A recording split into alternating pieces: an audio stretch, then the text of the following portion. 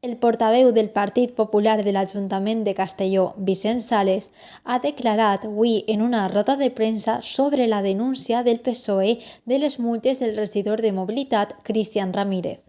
Tot amb una única finalitat, que era tapar l'escàndol dels 130.000 euros que la senadora i exalcaldessa socialista Amparo Marco havia deixat a l'anar-se'n de l'Ajuntament per la famosa escultura que duia el rostre del seu fitxatge estrella. Des del partit de l'oposició, en el ple del mes de gener, van denunciar l'impagament de 167 multes que l'edil de Mobilitat acumulava en l'aplicació de l'estacionament en zona blava que no li havien notificat abans. Al mateix moment que el regidor Jorge Ribes estava denunciant públicament en el faristol del Saló de Plens les sancions o les multes que no s'havien pagat, va donar una quantitat exorbitant.